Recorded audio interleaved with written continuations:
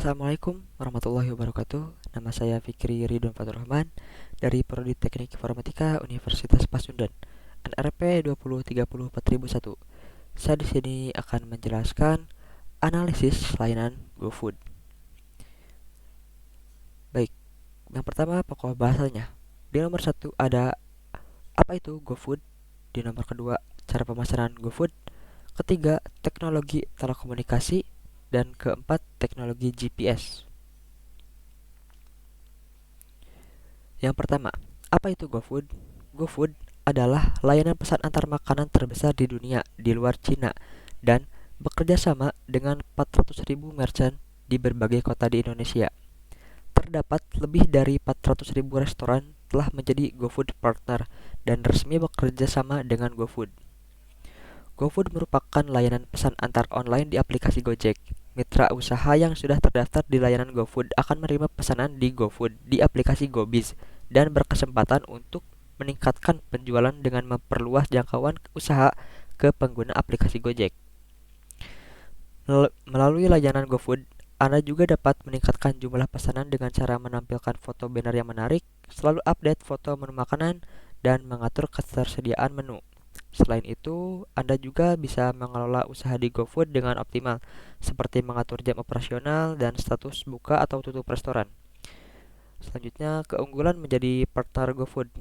Di antaranya seperti promo biaya antar menggunakan GoPay, maksimalkan potensi bisnis Anda, posisi strategi pada aplikasi, akses ke pelanggan, dan promosi melalui aplikasi. Selanjutnya, cara pemasaran GoFood. Ini merupakan penjelasan singkat mengenai cara pemesanan di aplikasi GoFood. Yang pertama, buka aplikasi Gojek di handphone Anda. Yang kedua, klik aplikasi GoFood. Yang ketiga, pilih restoran yang kalian inginkan.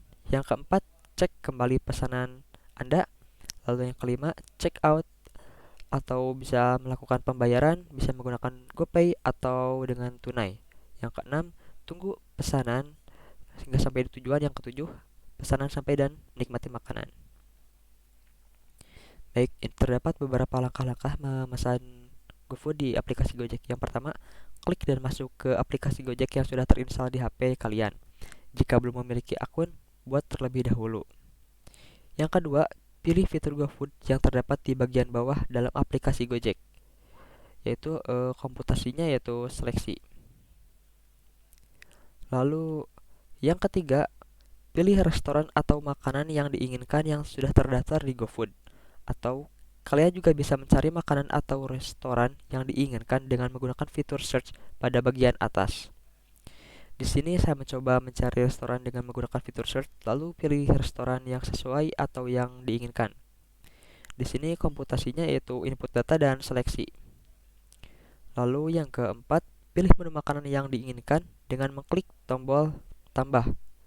Jika sudah memilih menu makanan yang diinginkan, maka tampilannya kurang lebih akan seperti ini, atau juga kuantitas makanan yang dipesan.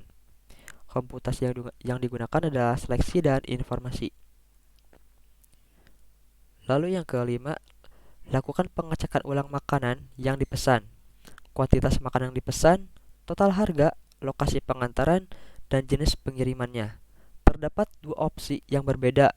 Yang pertama, ada delivery atau diantar ke tempat tujuan oleh driver, dan pick up yaitu dipesan melalui aplikasi online saja namun diambil sendiri oleh kita.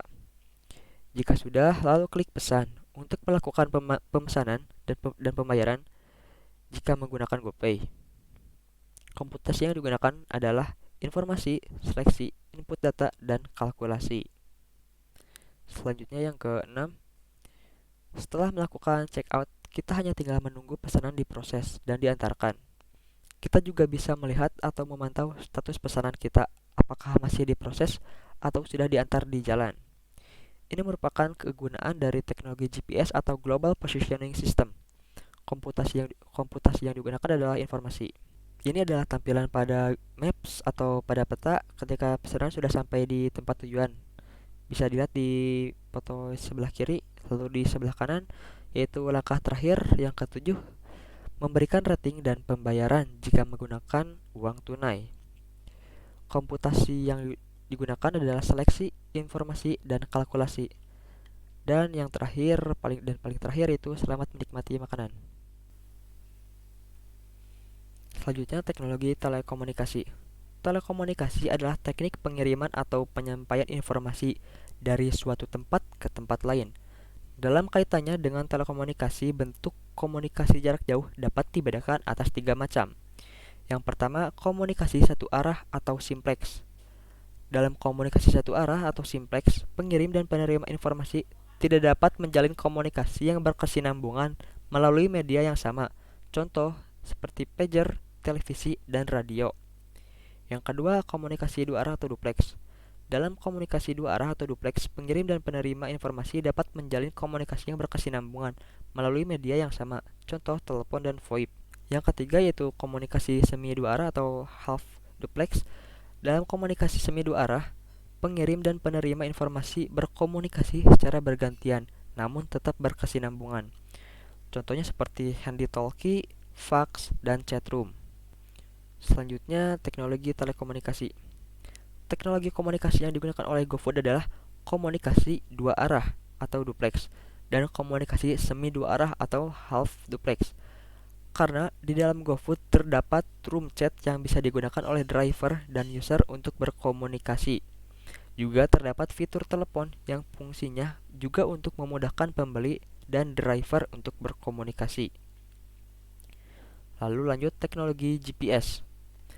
GPS atau Global Positioning System adalah sistem untuk menentukan letak di permukaan bumi dengan bantuan penyelarasan atau synchronization sinyal satelit.